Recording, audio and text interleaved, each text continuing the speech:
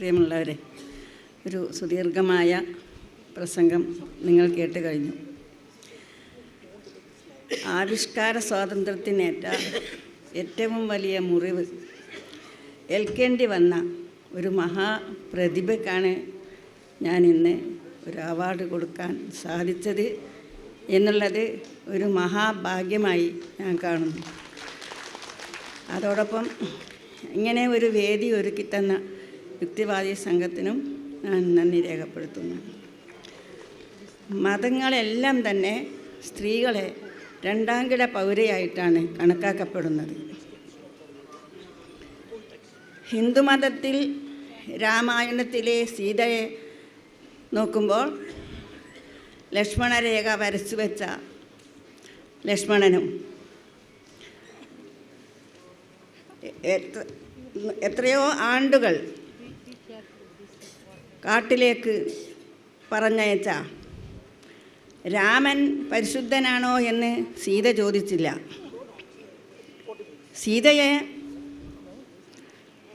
അഗ്നിസാക്ഷി ചെയ്യാൻ അവർക്കെതിരെ ആരോപണങ്ങൾ വന്നപ്പോൾ രാമൻ അവരെ അഗ്നിശുദ്ധി വരുത്താൻ നിർബന്ധിക്കുകയുണ്ടായി. ശൂർപ്പണഖയെ രാമലക്ഷ്മണന്മാരോട് പ്രണയാഭ്യർത്ഥന നടത്തിയതിനെതിരെ ശൂർപ്പണഖയുടെ മുക്കും മുലയും മരിഞ്ഞു കഴിഞ്ഞു. ഇതെല്ലാം ഐതിഹ്യത്തിലുള്ള കാര്യങ്ങളാണ്. സ്ത്രീകളും വൈശ്യരും ശുദ്രരും നീചജന്മങ്ങളാണെന്ന് ഗീതാശ്ലോകം. അതേ അവസരത്തിൽ ഞാൻ മനസ്സിലാക്കുന്നത്, കുറച്ച് ചരിത്രത്തിൻ്റെ ഭാഗങ്ങൾ വായിക്കുമ്പോൾ മനസ്സിലാക്കാൻ കഴിഞ്ഞ ചില കാര്യങ്ങൾ, ഒന്ന് രണ്ട് കാര്യങ്ങളെ ഞാനിവിടെ സൂചിപ്പിക്കുന്നുള്ളൂ. ക്രിസ്തീയ സമൂഹത്തിൽ ചരിത്രാതീത കാലം തൊട്ട് തന്നെ സ്ത്രീ പുരുഷ സമത്വങ്ങൾ ഉണ്ടായി എന്നാണ് ഞാൻ മനസ്സിലാക്കിയത്. എന്നാൽ യേശുക്രിസ്തുവിന് ശേഷം സ്ത്രീകളെ എല്ലാം അധീനതയിലാക്കാനുള്ള ശ്രമങ്ങളാണ് പിന്നീട് നടന്നിട്ടുള്ളത്. ചിലയിടങ്ങളിൽ പറയുന്നു, സ്ത്രീയെ നിൻ്റെ ശിരസ്സാണ് ഭർത്താവ്. എന്താ, സ്ത്രീക്ക് തലയില്ലേ, ബുദ്ധിയില്ലേ, ശക്തിയില്ലേ, ഒന്നുമില്ല, അവർ വെറും ശരീരം മാത്രമാണ്. ഇസ്ലാം മതത്തിലേക്ക് കടന്നു വന്നാൽ ചരിത്രാതീത കാലം തൊട്ട് തന്നെ നിരവധി പ്രശ്നങ്ങൾ നേരിടേണ്ടി വരുന്നത് സ്ത്രീകൾക്കാണ്.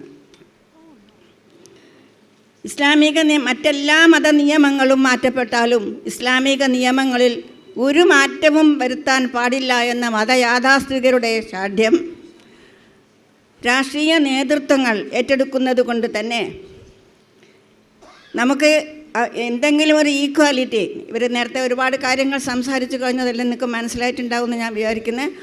അതൊന്നും തന്നെ നമുക്ക് അനിവാര്യമായി മാറുന്നത് ഈ മതയാഥാസ്ഥിതികരും രാഷ്ട്രീയ പാർട്ടികളും തമ്മിലുള്ള ഈ യോജിപ്പിൻ്റെ ഭാഗമായിട്ടാണ്. നേരത്തെ പറഞ്ഞതുപോലെ നമുക്ക് പിന്തുടർച്ചാവകാശത്തിന് വേണ്ടി നിരവധി പ്രശ്നങ്ങൾ മുസ്ലിം സ്ത്രീകൾ നേരിടുമ്പോഴും അതിനെതിരെ ഒരു ശബ്ദമുയർത്തുന്നവരോട് അനുകൂലിച്ച് നിൽക്കാൻ പോലും പുരോഗമന രാഷ്ട്രീയമായ ഇടതുപക്ഷം പോലും വരുന്നില്ല, അല്ലെങ്കിൽ സഹായിക്കുന്നില്ല. അവരും എതിർക്കാനാണ് ശ്രമിക്കുന്നത് എന്നുള്ള കാര്യം വളരെ ഖേദപൂർവ്വം ഞാൻ അനുസ്മരിക്കുകയാണ്. ഈ ഒരു വേദിയിൽ എന്തൊക്കെ പറയാൻ പറ്റും, എന്തൊക്കെ പറയാൻ പറ്റില്ല എന്നൊന്നും എനിക്കറിയില്ല. ഞാൻ അങ്ങനെ ഒന്നും ചിന്തിച്ചിട്ടില്ല.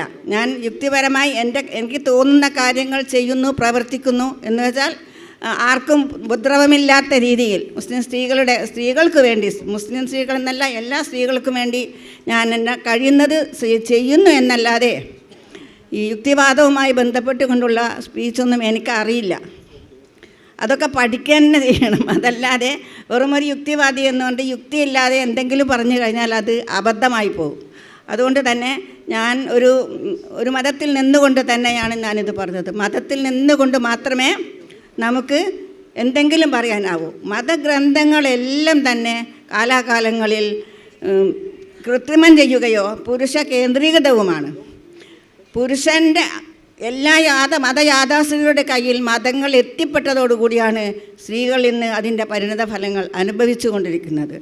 അതുകൊണ്ട് തന്നെ നമ്മൾ എപ്പോഴും മതത്തെയും യുക്തിയെയും തിരിച്ചറിയേണ്ടതുണ്ട് എന്നാണ് ഞാൻ മനസ്സിലാക്കുന്നത്. മതങ്ങൾ പറയുന്നതെല്ലാം ശരിയാണ് എന്ന് വിചാരിക്കുമ്പോഴാണ് ഇങ്ങനെയുള്ള പ്രശ്നങ്ങളൊക്കെ വരുന്നത്. അതുകൊണ്ട് തന്നെ ഞാൻ കൂടുതലൊന്നും പറയുന്നില്ല. എല്ലാവർക്കും ആശംസകൾ. ഇവിടേക്ക് ഒരുപാട് ആളുകൾ വന്നിട്ടുണ്ട്. എല്ലാവരോടും സന്തോഷവും നന്ദിയും അറിയിച്ചുകൊണ്ട് ഞാൻ എൻ്റെ വാക്കുകൾ അവസാനിപ്പിക്കും.